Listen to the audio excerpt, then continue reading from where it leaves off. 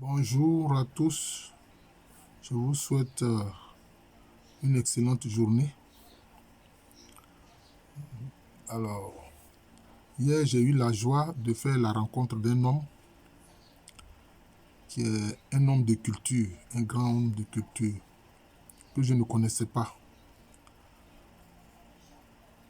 Je dis merci à Dieu qui m'a permis de rencontrer cet homme hier. C'est un grand homme de culture et qui fait la promotion de la culture de nos ancêtres africains. Et c'est par le docteur Fabrice Loba, un jeune collègue. C'est par lui que j'ai pu rencontrer cet homme dont je parle. Alors, je ne peux pas dévoiler son identité ici, non, c'est pas... En tout cas, cher frère, je te salue. Hier, notre rencontre a été très fraternelle et j'ai été très content. Voilà.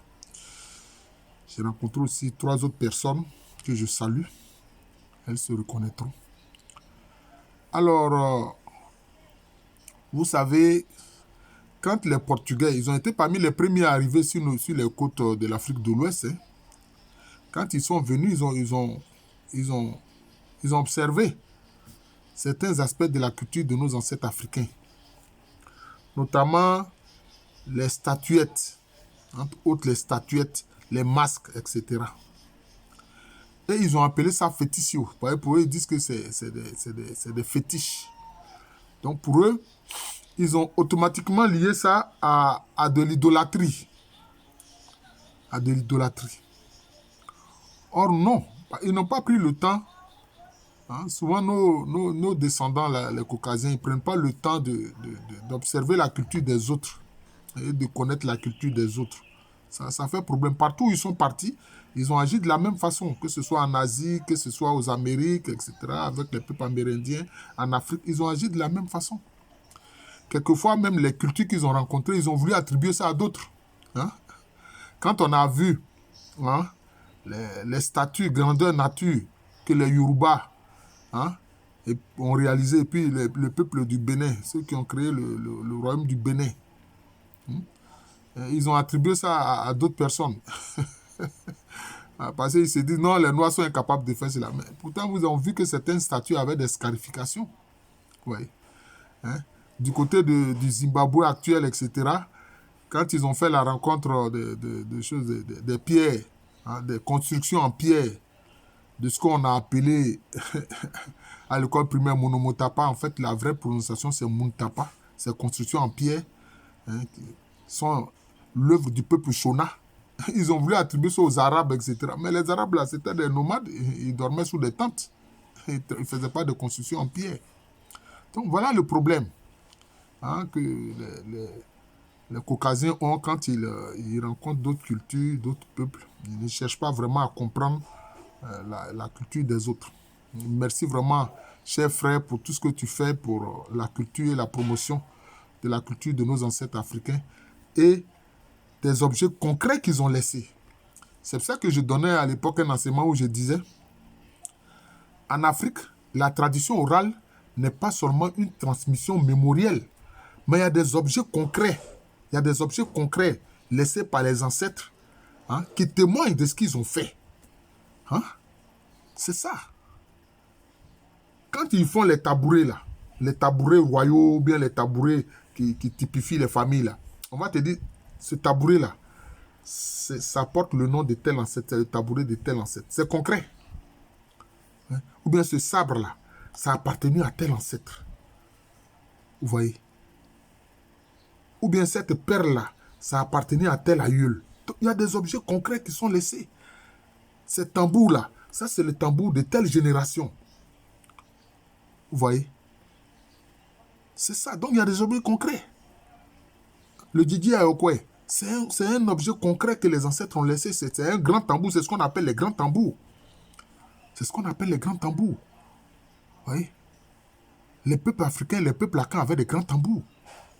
Ouais. Souvent, autour du grand tambour, il y avait d'autres tambours comme les tambours jumelés. C'est ça, c'est ce qu'on appelle Atumblan, que vous connaissez bien. Chez les Tufo, on appelle ça Atumpam, c'est la même chose. Atumpam, Atumblan, c'est la même chose. Vous voyez? Donc, c'est ça. Alors, donc ces Portugais sont venus parler de fétichio. Alors que en Afrique, tous les peuples d'Afrique ont un mot qui désigne le créateur. Hein? Dans les zones élevées ou autres, là, le créateur est appelé Maou. Hein? Chez les Akans, c'est Nyame, Nyamia. Hein? Des fois, tu dis en Paon, chez les Tufo. Nyankan, chez les Chamans ou Hébriers. Etira, chez les Betibé. Vous comprenez? Ama, chez les Dogons.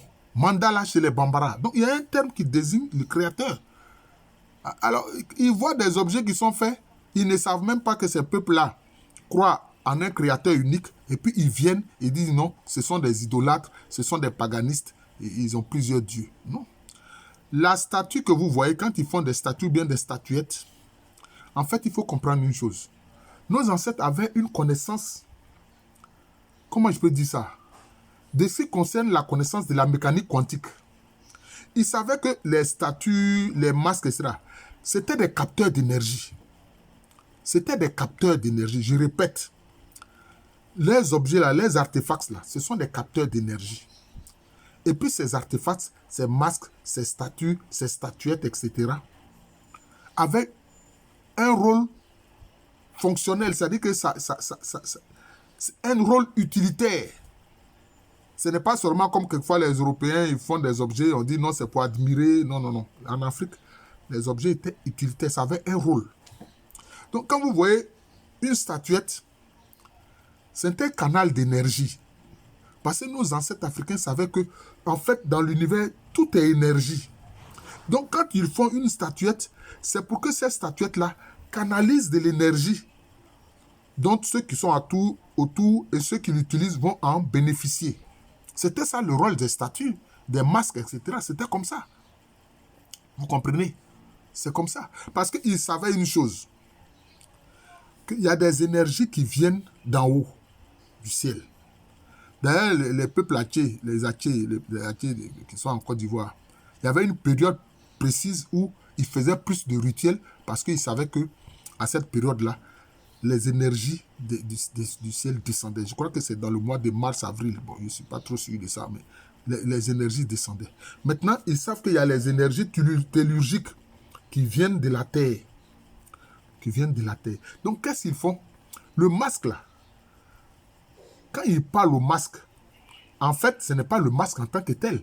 Tant qu'ils commencent à parler au masque ou bien à la statuette, automatiquement, il y a des énergies qui se mobilisent derrière, ou si vous voulez, au-dedans de la statuette. Et ça devient un esprit. Ça devient un esprit. Parce qu'ils savent que tout part de l'esprit. Tout part de la pensée.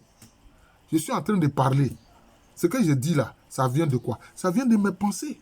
Et puis maintenant, comme on ne voit pas mes pensées, c'est traduit par ma parole. C'est ma parole qui fait voir ma pensée. Mais les actes encore font voir encore mieux la pensée parce que l'être humain, lui, peut mentir. Dieu merci, Dieu, lui, ne ment jamais. Vous comprenez? Je parlais comme ça avec le frère dont j'ai fait la rencontre heureuse hier, qu'il y a un village d'Enzima qui s'appelait Enzimitianou. C'est-à-dire, tu ne sais pas ce qui est dans ma tête, dans mon cerveau. Vous voyez? Donc, c'est un peu ça. Alors, c'est un canal d'énergie. Dernièrement, il y a des Européennes qui avaient fait toutes sortes d'examens médicaux, etc., pour pouvoir faire des enfants. Elles n'arrivaient pas. Mais il y avait une statuette africaine. Quand elles vont, elles parlent devant la statuette là pour demander que la statuette... Mais en fait, ce n'est pas la statuette en tant que telle, mais c'est l'esprit qui est derrière la statuette. Et cet esprit est lié sans doute à quoi? Cet esprit est lié à un être féminin, un être qui exprime la fécondité féminine. Alors, elles arrivaient à avoir des enfants. Oui. Pio, viens. Oui, papa. Faut dire bonjour. Bonjour. Faut saluer.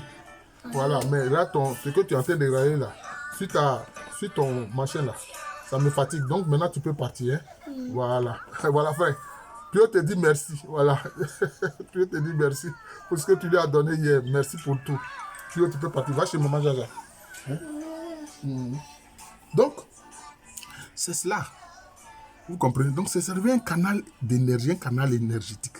Maintenant, alors, c'est quoi? C'est un objet sacralisé. C'est un objet sacralisé. Et tout objet sacralisé et toute créature fait quoi? Et elle mange et elle boit.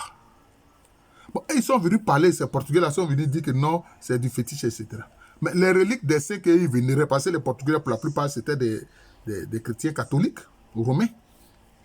Bon, les reliques des saints qu'ils vénéraient là, c'est quoi? On va appeler ça aussi fétichio, ça dit fétiche? Non. Ils savent que ce n'est pas Dieu, mais ils savent que le saint dont la relique est vénérée, c'est parce que sa relique là, ce qu'il a apporté, ce qu'il a touché, est chargé d'énergie. Puisque le Créateur a créé tout par sa parole. C'est pour ça que tout ce qui est dans la création entend. Oh, j'en suis déjà à 10 minutes 50. Tout ce qui est dans la création entend. Et je vais terminer par là. C'est comme il y avait un médecin qu'on appelle Jacques Benveniste qui avait découvert que l'eau a une mémoire. Mais ça, les Africains savaient ça depuis longtemps. Et les scientifiques se sont moqués de lui jusqu'à ce que Luc Montagnier découvre qu'effectivement, montre en laboratoire avec la preuve que l'eau a effectivement une mémoire.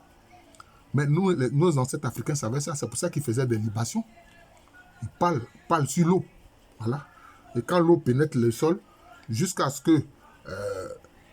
qu'il a demandé au Créateur ou aux ancêtres, au Créateur par l'intercession des ancêtres, etc., ou d'un esprit quelconque, l'eau est porteuse de cela, de sa demande jusqu'à ce que cela se réalise. Voilà, frère, merci encore. Je vais me permettre de t'envoyer cette vidéo que j'ai eu à faire. En tout cas, que Dieu nous garde tous. Voilà, et que nos ancêtres qui ont cru en Dieu, qui sont des ancêtres angélisés, hein, nous gardent tous et prient pour nous. Voilà.